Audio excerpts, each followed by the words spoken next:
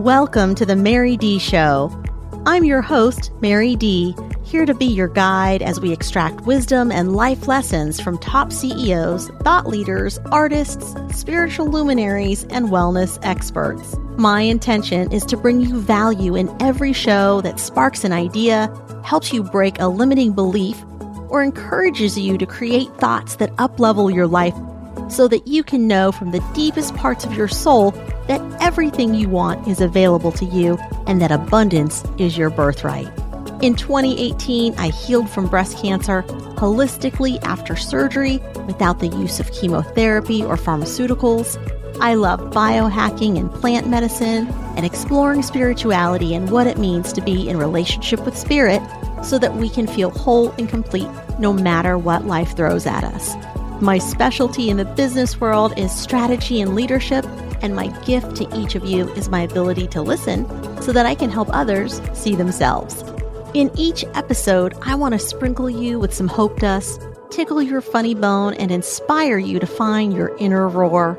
Get ready to live your most aligned, purposeful, and joy-filled life now, and enjoy the show. Everyone, welcome my very, very kind, sweet, badass friend, Jen Kim. Jen is a brand futurist and CEO of Master Brand Institute. And if you don't already know who she is definitely worth the like and the follow. Jen is really the brains behind a lot of beautiful and awesome brands that are launched in the marketplace. And Jen, what I'd love to start with is tell me something that you know now that you wish you had known before you got started in your business. Well, first of all, I'm so excited to be here with thee, Mary Dee. When I first met you, I felt synergistic. I hope you felt the same. But anyway, answering your question, something I wish I knew. Oh gosh, so many things. I think the number one thing is that failure is the path to success.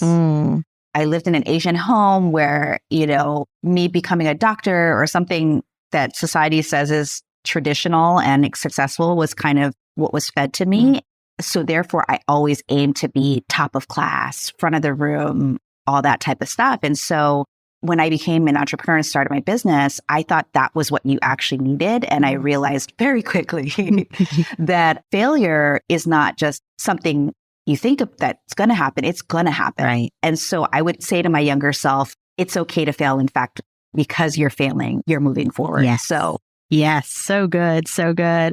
I think that a lot of times the paralysis people get stuck in is, well, I can't make a mistake. So let me try to get all my ducks in a row. Let me not be imperfect in just moving forward. And that is actually the complete opposite, right? It's the willingness to move forward, even if it's not absolutely perfect. Now, I will say this, you do a beautiful job of coming in and helping brands look much more perfect and developed and give them strategy so that they can actually launch successfully.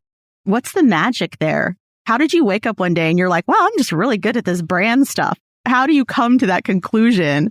Or were you clunky and then one day you're like, no, I'm actually really good at this. I've got my 10,000 hours in.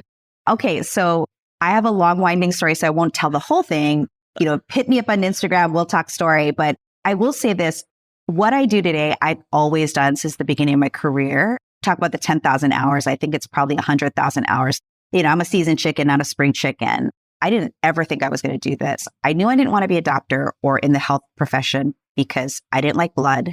And when I was younger, in second grade, everybody asks you, what do you want to be when you grow up? So everybody in class says, the boys were saying, I want to be a police officer. I want to be a firefighter. I want to be a doctor. And all of the girls in my class were saying that they wanted to be teachers and nurses and moms.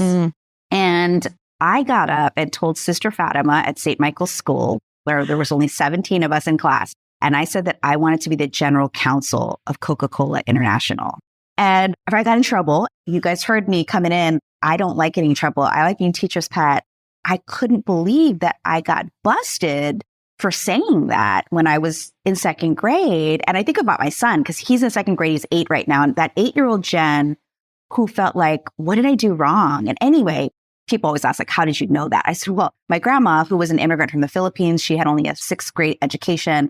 She used to read the newspaper every morning before we'd go to school. And she would have her Lipton hot tea, peanut butter toast, and the paper. And she would hand the business section to me. And I was like this little kid. And she said, anak, which means child in Filipino. She'd say, anak, I don't understand this section, but I think you will. Oh. And that's kind of how I saw the term general counsel. And I read headlines about Coca-Cola International. And fast forward, to today, I didn't become the top lawyer of the biggest brand in the world, which is what a general counsel of Coca-Cola International is.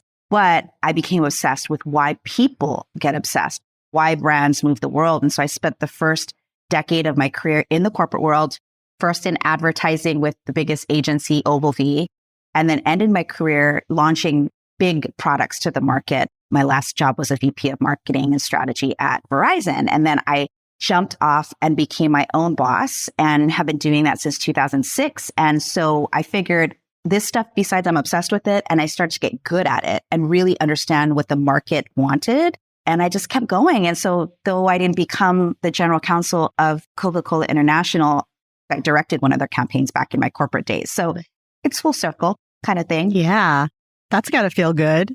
So when you've been nurtured into this vision and you have the ability to live it on a daily basis, tell me, how do you continue, or do you continue to expand your vision within what you're doing? Or do you just kind of sit in the juice of like, this is yummy and this feels good to simmer right here? Or is there next level?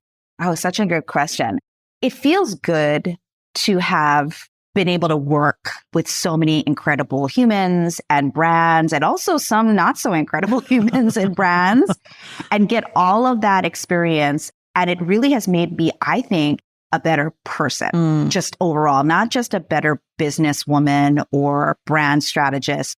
It's actually made me understand more of who I am and what I really care about, what my values are. And so I would say that just in that self-awareness that my career has given me, that I didn't even realize how much self-awareness it helped me get.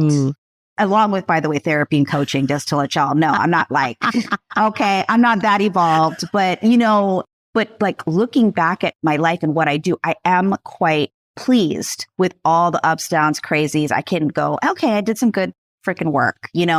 I'm really excited about the next kind of season of my life.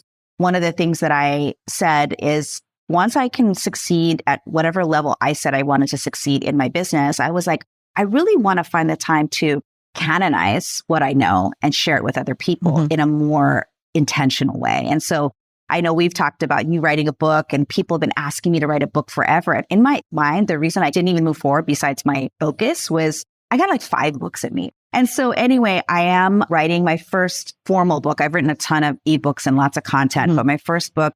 And the whole point of that is I want to be seen now in this season as not the CEO, but the author, the person who's helping reach more people to learn how important it is to build a personal and a product brand, if that's what you want. Yeah. And especially women. So I'm really excited because I feel like I've worked in a lot of male dominant rooms and I love men. I always say like, I love men. I've had a lot of great mentors, but I'm for women. I think that women who have had such rich experiences, if more people knew about that, then we could be another inspiring model for, hey, I could do that too, or it sparks some inspiration. So I feel like that's my role in the next season. And I'm doing through a platform I call Femfluence, which basically our whole mission is to elevate the affluence and influence of women through owning their wealth, power, and leadership. And my contribution is not just the gathering of those women, but also like sharing transparently everything it took to get to where I'm going. So that's kind of the next level. So I'm excited and nervous and I'm in it. Not like thinking about it. So it's all happening. I've had the honor of being part of your Femfluence groups as well. More importantly, I don't know what we call it because it was a Femfluence retreat. And that was amazing. Just the relationships out of that group of women has been phenomenal. Like, I knew Sloan before, but like I really know her now. And we have this deep, rich relationship. And the same with Kisma. She was, she's my neighbor practically. And I had to go all the way to France to sit next to her on that dinner that first night just to meet her. And that's another one. And then Christy, I could go down the list of just these beautiful relationships that I'm so grateful for, in addition to the wisdom that I got from you. And I say this a lot, I definitely had my mentors early on. And as I've gotten older, I have actually found it harder, for whatever reason, to find people that I go, wow, we're just so completely aligned in all areas. I can usually find one that's maybe spiritually aligned, one that's certain parts of business, but to find sort of that whole person. And so it was a gift to get some coaching from you and for you to just really see me, because I feel like you understand human design, you understand brands and people. And you said something to me that was really insightful. And I want everyone to hear this, because I think there are a lot of people who are listening who are entrepreneurs or thinking about entrepreneurialism. And one of the things you said to me was, I was throwing out there hey, should I add a product, maybe a group something? And you're like, Mary, you have done a really good job of designing your business around your lifestyle that you want. And it's ease and flow, and it's not heavy. And that's part of my projector profile, is to not have this uber heavy hustle profile. It's to have lots of space and lots of rest. And the advice you gave me was, hey, a podcast would do that for you. It'd allow you to share your wisdom and let the right people be attracted to that, let the right people show up and hear it, and then extend the invitation. And that was beauty. It was 10 minutes of gold. And I laughed and I went, I guess this is what I came all the way to France to get. And now I'm just going to literally enjoy the rest of the trip, because now it's just all connection and relationships. And that was really beautiful. So thank you for speaking that. And here we are. Having you as a guest is extra special for me, because you actually spoke this across the finish line for me. So thank you. Oh my gosh. Whoever's listening or watching, is Mary's voice not just something you want to put in your ears? And I think that's so important, and how you ask such insightful questions. And when we met, I was like, you are such a deep, cool ass human. And I had heard of you. We have a lot of mutual interactions. We met through a mutual friend, Marla Mattinson. And I was like, I just feel like everybody needs to learn how to roll like Mary. And so I'm excited and so happy that I'm here getting to talk to you and notice, friends, how she took action. And that was last year. So it wasn't like you were hustle, hustle, hustle, let's go get this going. You did it on your timeline, in your space, when it made sense for you. And I love that. And I think a great lesson about that is inspired idea, and then build a timeline that works for your lifestyle. That's who you are, and you ruled it out your way. And that, I think, is so important. Thank you. That's such a beautiful reflection. Thank you so much for that. I received that, and I'm really grateful for it. It was interesting because you're right. That was July. And by November, I started recording. That's when I started sending invitations. I was talking to my team. We were preparing. We had a little bit of a process, of course, for getting people on the show. And I made my list. And that's when we started extending invitations. And I literally started recording. And I remember the very first one, I happened to be in Austin. And I said, you know what? I'm booking a studio. I don't have my mic yet, because the team I'm using to help me build my podcast, they were like, well, here's the tools you can use. And I'm like, okay, I want to speed this up. So let me just go into the studio and get this recorded, because I felt like as soon as I do one, the momentum is there and you're in it. And that's exactly what I needed. I remember being in the studio, and the sound tech was the only other person in the room with my friend Amber and I. And when we stopped recording, he stopped himself and he said, ladies, he goes, I know you have a bigger vision for this. He goes, but I want you to know that today, this was for me. He goes, I feel like you were speaking exactly to me, and God was in the room. And I was like, oh, yeah. Holy crap. Yeah.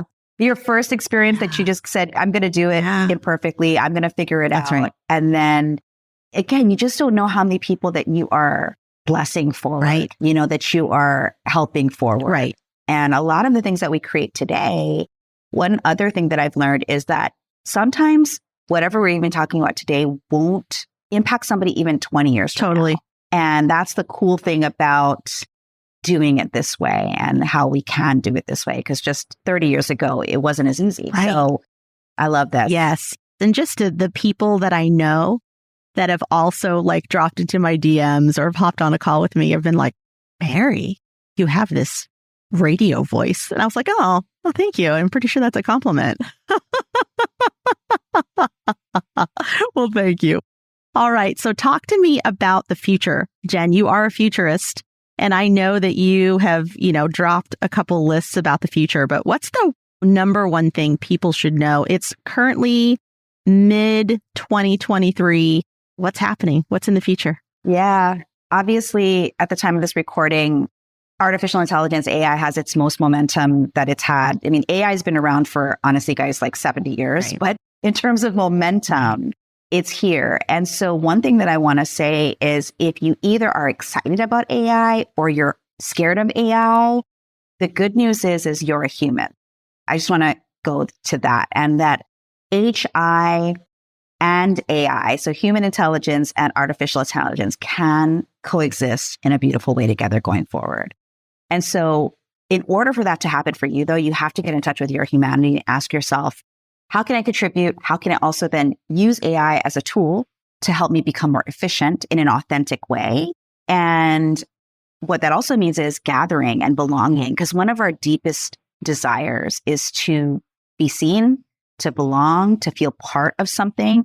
That's not even a futurist thing. That's just a baseline human emotion. Mm-hmm. But I think with the conversation around AI and automation and efficiency becoming more and more prevalent, I want you to remember who you are and ask yourself, in this world, what's my greatest contribution? Like, what can I bring? Skills, talents, gifts, capabilities? And how can I use AI for me, not to replace me? Okay, because I think that's the biggest fear for humans. And I don't think that AI can replace us at all. And it will if we don't have the mindset and that, oh, now that we have all this, for example, ChatGPT at this time is like the most popular thing to use for copywriting and whatever. And being somebody who does branding, strategy, marketing, copy, I'm like, it should help copywriters or people who help promote you or message you do research, to do research for you, become like a virtual assistant for you instead of replacing brand voice, brand energy, all the things. And so I think having the discernment and understanding that there truly is a discernment required. It's not an or thing, it's an and thing. And that, again, human intelligence in my mind will always beat artificial intelligence in terms of moving our society forward. And people who build brands, people who are brave, I think entrepreneurs are the bravest people on the planet. Whatever we have now is because somebody crazy like us decided we got to fix that, or that's a void that we need to be, solved for. And same. We're still going to have those innovative things that will fix a lot of our problems, not just technology, but world problems, whether it's clean water or hunger or whatever you care about, right? We need your energy. So from a futurist perspective, a lot of people are saying, I'm paraphrasing because I don't know the actual stat, but it's something like 40% of jobs are going to be replaced by AI. And why that actually excites me is a lot of people who are in crappy jobs that they probably have great ideas will have more, I think, motivation to then not work in a job that's a rote type of job and decide, oh, I can use my brain for something else. I can use my heart for something else. If they have the mindset that that's where we're going. And so the more we, in my mind, talk about it, assuming people agree with me on this, whoever agrees with me on this future outlook, the more we can shepherd more people in. Because it's not about individualism, it's about collectivism. But it takes individuals to move the collective. That's what branding does. Yes, it takes individual products or people to move the collective. And so I want to encourage anybody listening to be willing to be seen and heard, because that's what we need from you. I love it. When Chat GPT first came out, I remember I was like, let me do something simple, like have it rewrite my bio. And I remember it actually didn't write me a better bio. And I was pretty impressed with myself. I was like, okay, not yet, AI. Actually, I was like, oh, I could write this better. But again, it's more like if you need a head start, gives you a little structure so that then you can add your voice to it and make it you. Yeah. So I was thinking about kids these days and how information has changed so rapidly. Like I remember opening an encyclopedia and learning how to play chess from opening an encyclopedia. And that's where we had to go get our research for our paperwork. And now you can pretty much Google anything. And now that you have AI, you can deeper dive into research and unfortunately some misinformation as well. So I think it's going to be really interesting to see how all of this unfolds. I'm excited for it. I was just at a music festival mastermind and I got to be part of helping create it. And one of the things that we had was a fractal droid on the stage, and it was built with AI. So this giant droid on the stage actually talks back to you. And we had this session where people are asking the droid questions, and the way she answered, I have to say, it was so empathetic. And that was fascinating to me because in my mind, I think about like Siri or Google or any of those applications. You know, they're clunky, right? Like you ask them a question and they're a little clunky, they're a little off. They haven't really grabbed the information. Whereas AI is actually back there searching the internet, searching all the avenues and then spitting out some information. That was very fascinating. My best answer from my appliances at home for the question, where do I find good quality men to date, was the library. And that was terrible advice because I went to the library and nobody was there except for women and children.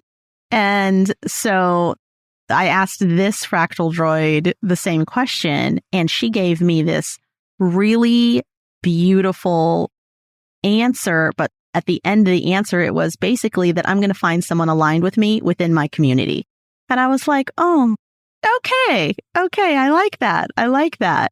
Because of course, in your community is where you'll find the most aligned souls most of the time. And I thought, okay, she's pretty accurate there. So all this interesting stuff with AI.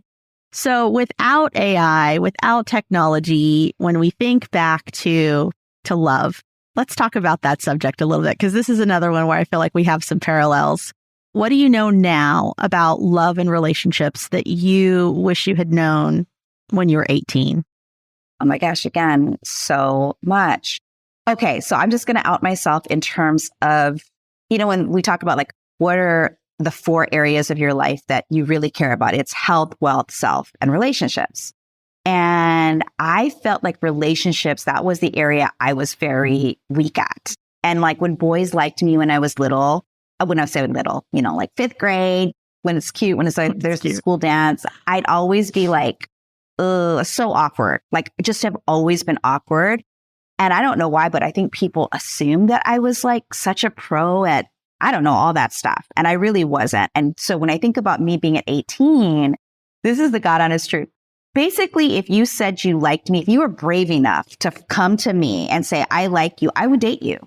I didn't have a list of like filters to think through. So when I look back and I say like, what do I know now versus 18-year-old Jen, it'd be like, oh no, you should have intentionality at least about, what you're looking for. It doesn't have to be, some people say be very specific. I think in this realm, being that specific can actually hurt you because you don't even know what you like, just like business, until you try things on. Yep. I didn't even know how to date Mary Dee. So I'd be like, oh, we're dating? Oh, we must be together. It must be a serious relationship. Let's get married kind of thing. I'm serious. That's who I was at 18. I learned that that's not the way to choose a husband or a serious relationship. I felt like I was so good at everything else. Like, oh, I had my career sites. I worked out. I took care of my body. I always like invested in therapy since I was 15 by my own choice. So those types of things were always like something I felt pretty good about, like working on me. But being in a relationship with someone else, awkward, weird, don't know how to navigate that. And I honestly don't think I got what I'd consider like baseline good at it till I was like 33. Oh, So between 18 and 33, I had a lot of what I'd call pain in that realm because nothing against my ex-husband. We produced 2 beautiful daughters together. He's not a bad person, but I really chose someone who was not compatible with me. And I think when we're young and we don't have that type of mentorship or a model for it, which I didn't. Right. Boy, you can make some life choices that can like really change the trajectory of what's going on in your life. And so I admit I just wasn't good at it. And now I think I am better at it, definitely never perfect at anything because of the intentionality, all the therapy I got around it, me admitting that I wasn't good at it to people. Like, I was like, y'all think I'm good at this? I am not good at this. Like, oh, you have all these suitors and people who want to date you. I'm like, I don't even know who's who and what's what and why would they want to be with me? I had such low self-esteem when it came to dating, when it came to business, when it came to anything. I was like going after no problems, very confident. But in that realm, I wasn't. And I do think that the things that you're not confident in, part of that is where you want to go look for the right models. And that's what I've learned. Be searching for and be available, because I'm a projector too. Right? So I know human design wise, we're supposed to wait for the invitation. Right. But part of how to get the invitation is being available for it. Right. Like, I'm available for the person who's going to help me do this better or help me navigate or hold my hand through the way. And that's around 33. That's when I started focusing on that. Like, oh, I want to be good at relationships. So what do I do? This is actually very common, especially amongst even our high achieving entrepreneurs who are like, wow, I'm really good at business, but I'm not great at picking a partner. I'm really good at this, not good at that. And relationships is definitely a big one. And I've seen a lot of wonderful, badass entrepreneurial women who are like, I want partnership, but I don't know where to look or where to go. And part of it is modeling for sure. One thing I think that has come up for me through my journey, mine is very similar, is that it's almost looking at it sometimes like a business. Think about a well-run business and think about your favorite clients. They're the most aligned. And so the same with partnership. It's someone who's incredibly aligned, that your core values are just so aligned. Once your core values are aligned, it doesn't matter if one of you wants chicken one night and the other one wants sushi. Like, you'll sort it out. If that's your biggest problem, then hallelujah. And also just the check-ins, right? In the cadence. We do it in business. We check in with our team. We have team meetings. We have board meetings. We have advisory meetings. We strategize. We talk about what's next. What's the vision? What's the mission? What's the purpose? And relationships require just that same level of depth because they're check-ins. They're the way that we connect. They're the way that we go, oh, are we on track? Or are we off track? If you never have a meeting with your team, eventually that communication is definitely going to break down and people are going to be frustrated. Not any different in a relationship. We have to have the check-ins. We have to know where we're going. We have to know what's up. We have to spend some time together. So I think that those principles are the ones that I go, there's clearly a pattern and a parallel here. I remember years ago, I was living in Houston and I was at Lakewood Church. It's Joel Osteen's church. And that same day, I also went to an Alicia Keys concert. So it was really interesting to go to the production of this church and then go to like a music production. Even though the show was, Alicia Keys is amazing, by the way. It's a great show. But the production value was so different because that church had it down. And they ran that like they were serious. They had the cameras flying around and they were on a schedule. But there was a clear message. It was succinct. It was within kind of the 30-minute time frame. He was consistent with his like blessing and his prayer. And I was like, this is really well run. Volunteers, parking, just the way they had it done. And I was like, this is why it's literally across the board, whether you're running a community like a church, whether you're running a business, whether you're running a relationship, there are some normal things within that are parallels that you can look at and go, oh, I see it. I see how these things are pillars. Yeah. They have a plan. Yeah. They have clarity around how to execute that plan. They have probably measurement and have enrolled the team, if you will, into making the production at that level of quality. And I love that you've mentioned this because people have asked my husband and I'm remarried. And I will say that, I hope that it continues to be awesome. But as of this recording, it is awesome. And the reason it's awesome is because of exactly what you said. We strategic plan our relationship every 90 days. We go away for a day, not necessarily because we're very busy. So we're not necessarily going, oh, let's get on a flight and go away for a week. That would be great. And we have done that. But really, it's more of a commitment every 90 days to review our agreements with each other. And are they still working? And for example, when I had a baby at age 40, it was like, okay, he was like, I don't want a stranger to watch my child. I was like, well, are you going to quit your job? Because I'm not. Right? And I was like, oh, great. Here I go. Second round, having a kid with somebody. And now we're going to get divorced. And literally, I can become very fatalistic when I'm like, this used to be me. I used to be very fatalistic, and I noticed that pattern. And he was like, oh, if we're not getting along, then it's just not going to work, you know? And what I realized is like, wait a minute, because before I even got pregnant, we were in a relationship. So we had already been doing the quarterly relationship planning. And I said, so maybe we need to look at our agreements, because he was working at, the medical center. He was a surgery tech. He was making multiple six-figure salary. And I had my business. And I was like, I'm not going to be a stay-at-home mom. Not that there's anything wrong with that, but that's just not my jam.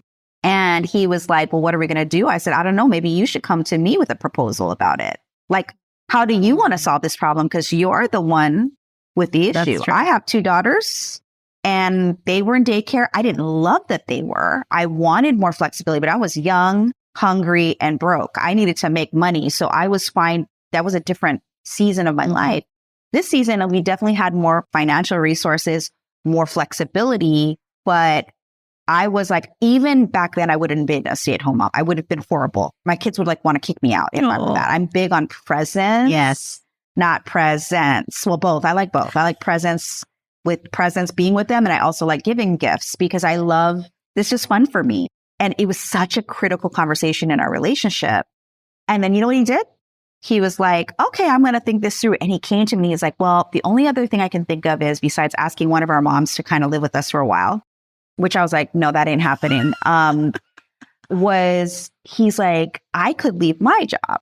And I was like, that's a great idea. And he was so surprised because I think society, my husband's also Asian, Filipino. He was brought up to be the breadwinner and like take care of the family in whatever and financially. And I was like, I love this idea. Let's try it on. That's my thing. I just say, let's try it on. Yeah. It might not fit forever. Yeah. But let's try it on.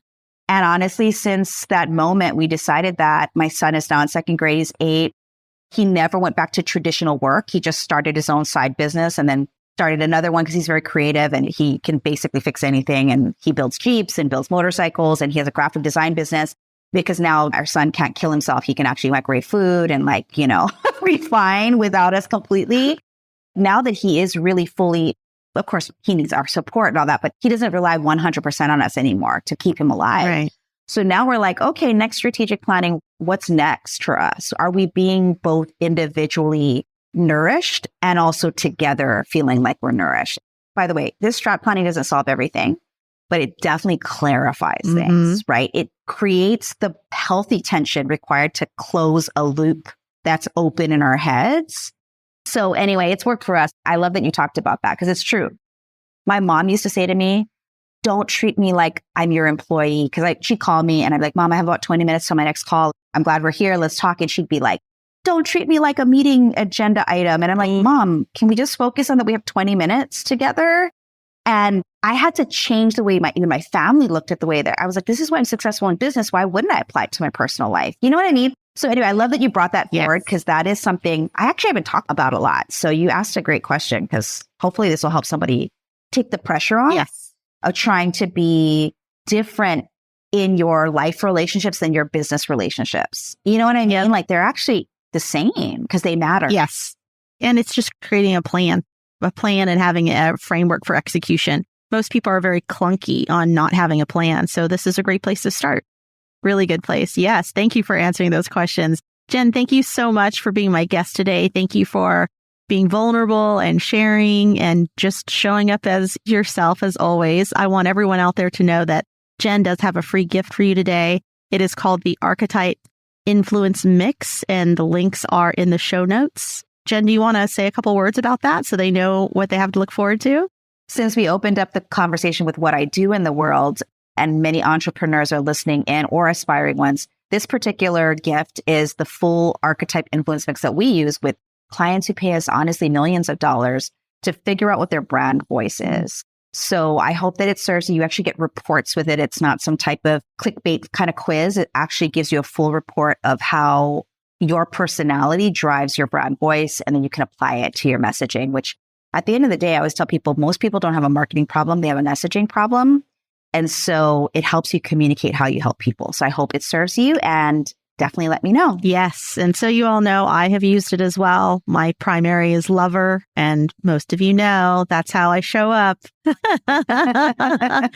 Amazing. Again, thank you, Jen Kim. I appreciate you so much. You are such a light in the world, and I love the work that you're doing.